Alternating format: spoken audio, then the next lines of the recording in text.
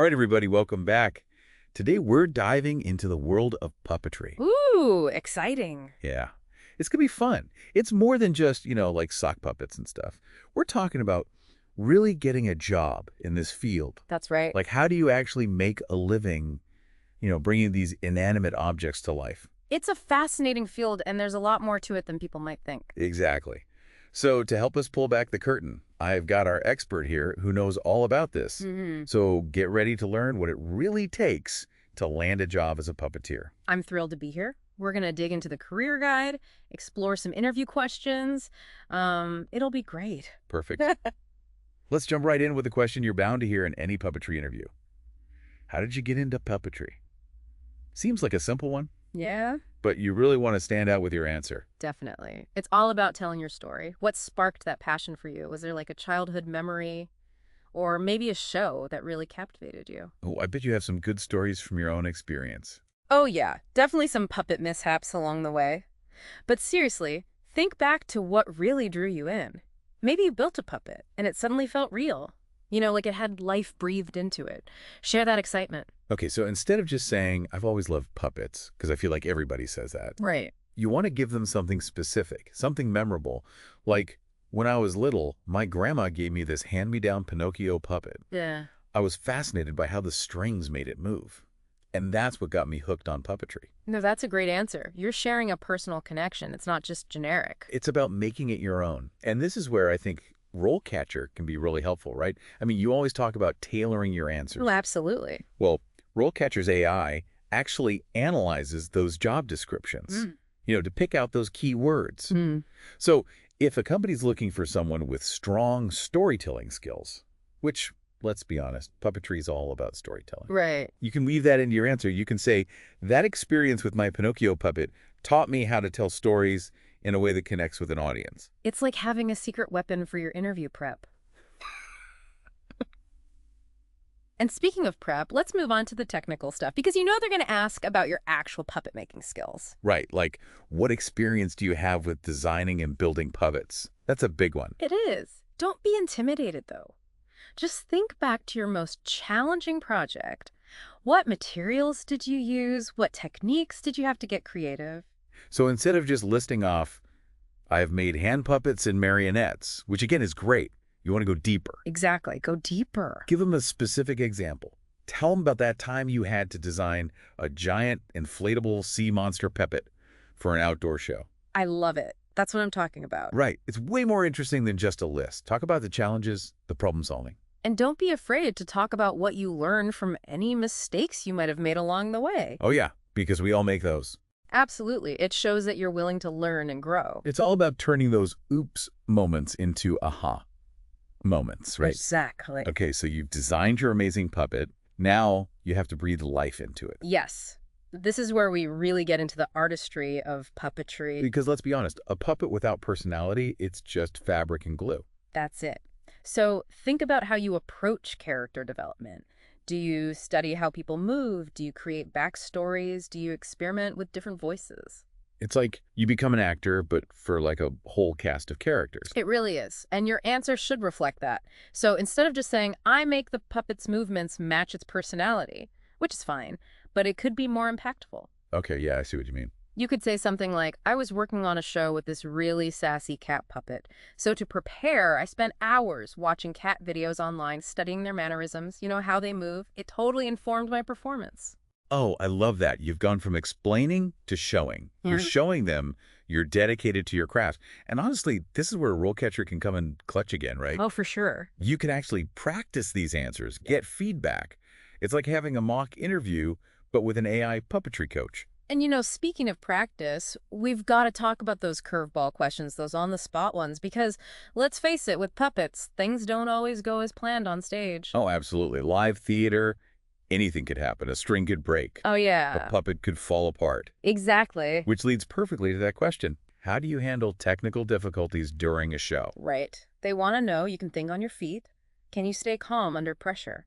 So think of a time when a puppet mishap almost ruined everything.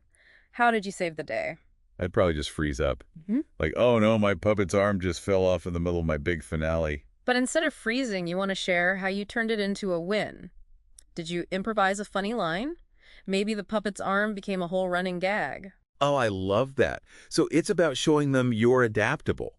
Like, I once had a puppet's head spin all the way around, but I worked it into the scene as if the character was possessed. The kids loved it. Perfect example. It shows you're quick on your feet and you don't let a little mishap ruin the magic. Because honestly, sometimes those unexpected moments become the most memorable parts of a show. Right.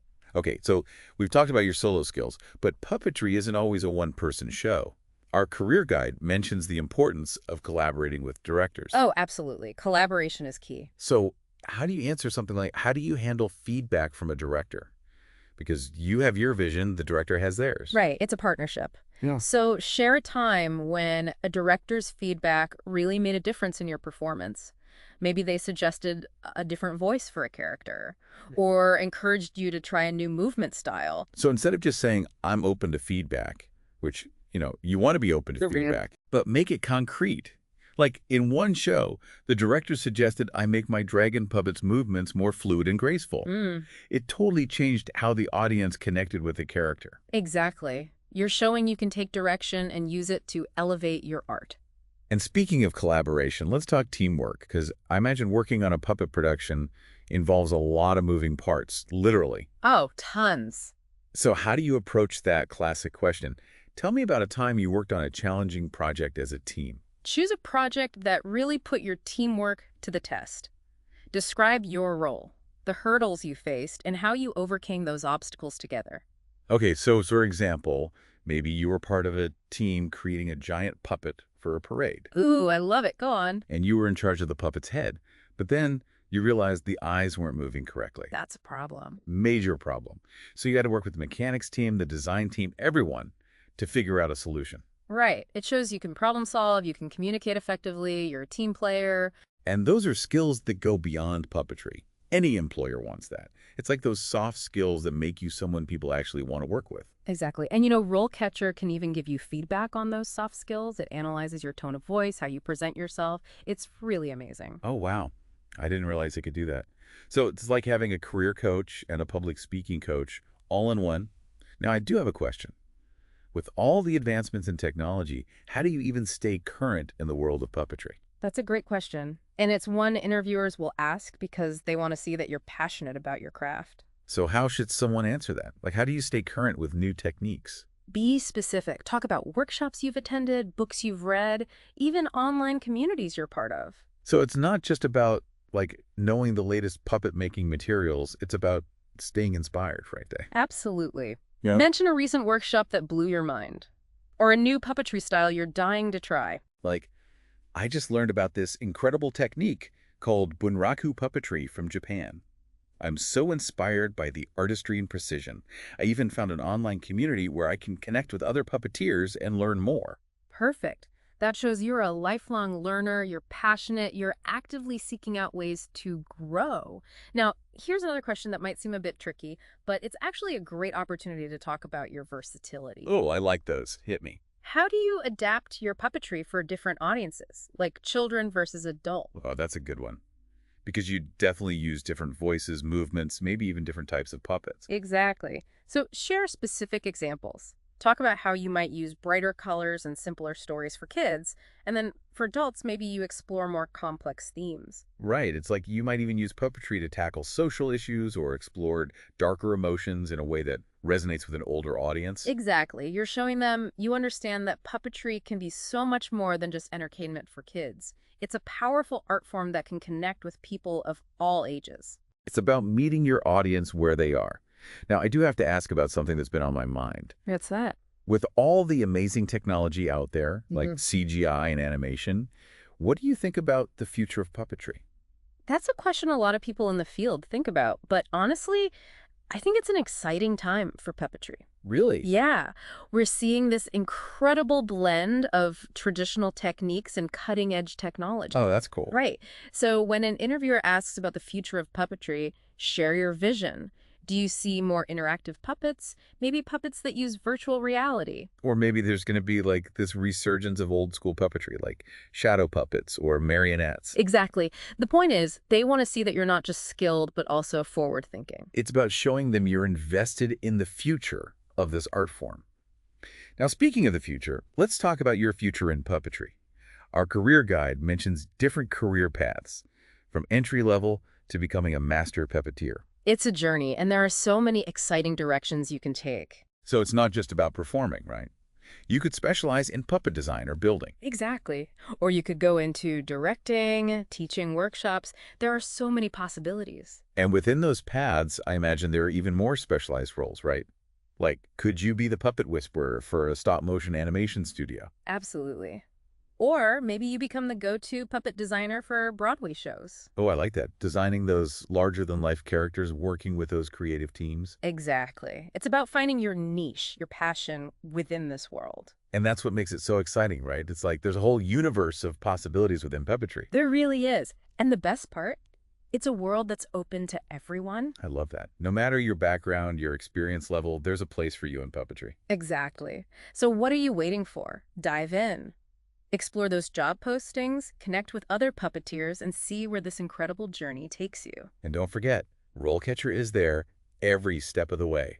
From fine-tuning your resume to practicing those interview answers, it's got you covered. Absolutely. Use all the resources available. So there you have it, folks, a deep dive into the world of puppetry. It's been a pleasure. The pleasure was all ours. We've explored the skills, the challenges, and the incredible rewards of bringing those inanimate objects to life. And hopefully inspired some future puppeteers along the way. To all our listeners out there, keep those imaginations running wild. And until next time, break a leg but not literally, those puppets need you.